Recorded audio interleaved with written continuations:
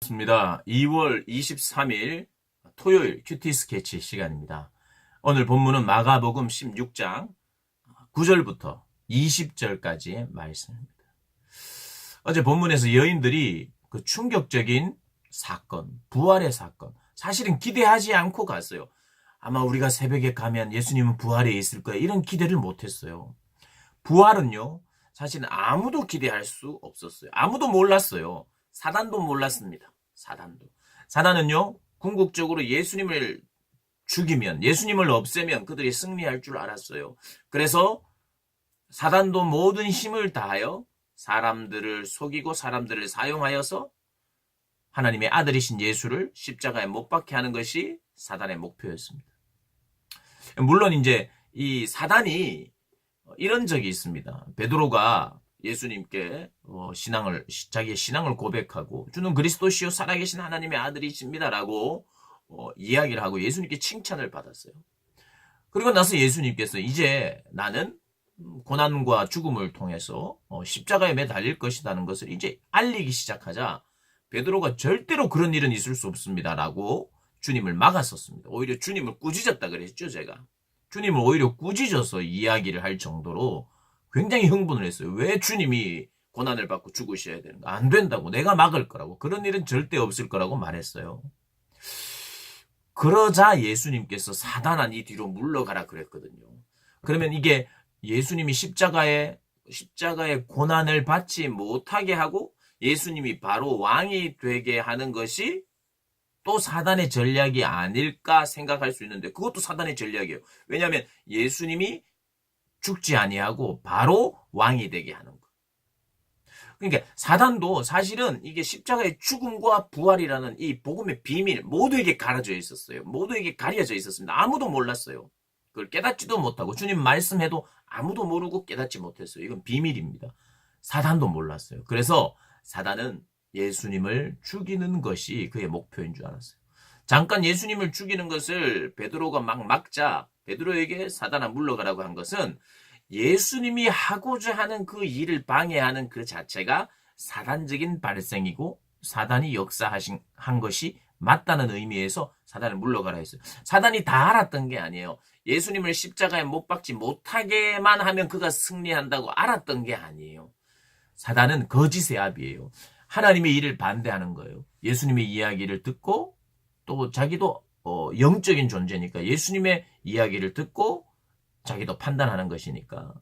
그래서 그것을 반대하려고 했죠. 그래서 그것이 사단아 물러가라는 거예요.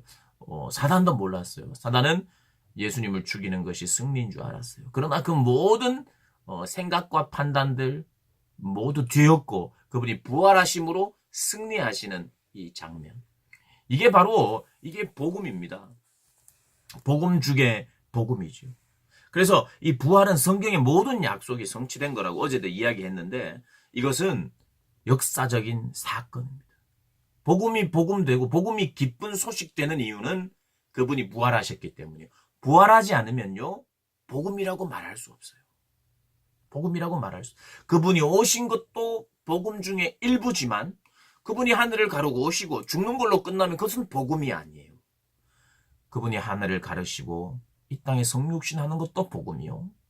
또 그분이 십자가에 매달려 우리의 죄를 담당하신 것도 복음이지만 그 결론으로 죽고 부활하셔야만 이 모든 약속이 이루어지고 적용되기에 부활이 없으면 기독교는 없는 것입니다. 그래서 이 부활을 전하는 것이 바로 믿는 자들의 마땅한 의무이고 당연히 그렇게 해야 돼요. 이 너무나도 기쁜 소식을 여러분 기쁜 소식은 자기 혼자 감추고 있을 수 없어요. 이 기쁜 소식은 반드시 누군가에게 전해야 돼요. 전하고 싶은 것이 바로 기쁜 소식이에요. 너무 기쁜 소식. 그 기쁨을 나누게 되었어요.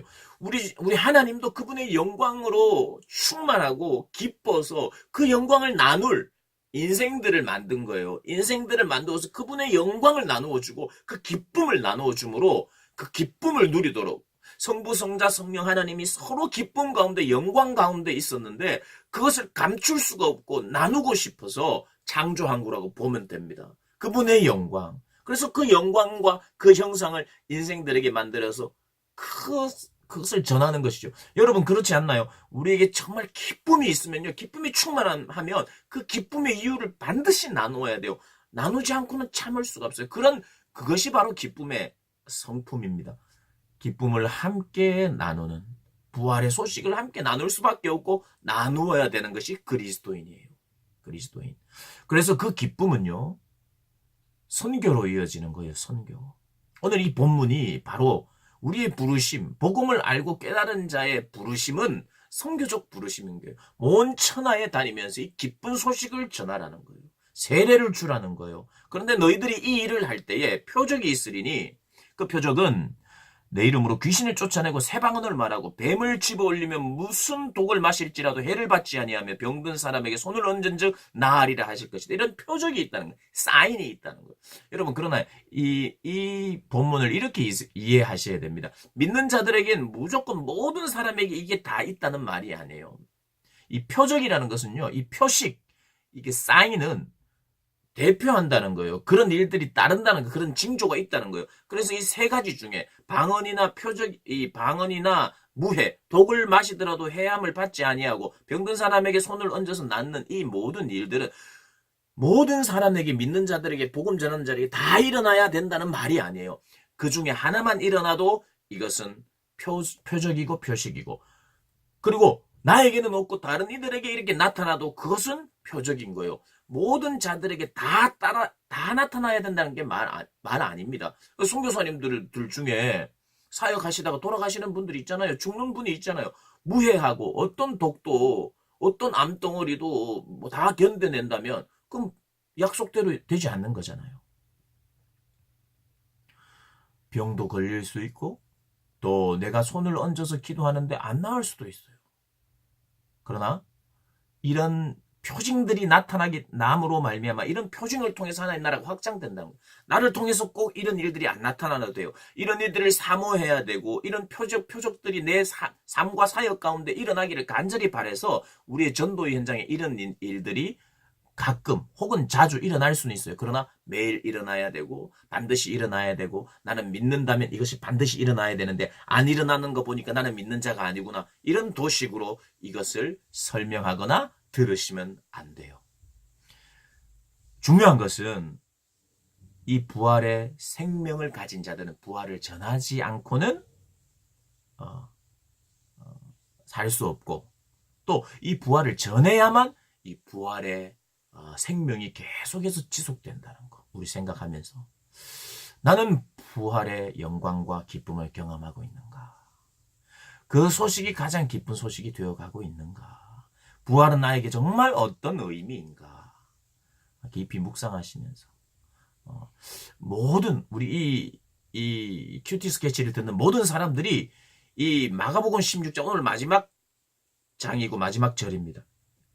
이 결론 앞으로 다 모이셔야 돼요. 선교적 부르심 앞으로 다 모여야 됩니다. 내가 믿는 자라면, 내가 신앙을 추구하는 자라면 이 선교적 부름 앞에 다 나와서, 그렇습니다 주님, 내 부활 생명 주심에 감사하고 그 생명 유지하고 싶습니다. 저도 당신의 이 부르심 앞에, 그래서 성도의 부르심은 선교적 부르심이고 교회의 부르심도 선교의 부르심인 겁니다. 그 일을 하는 거예요.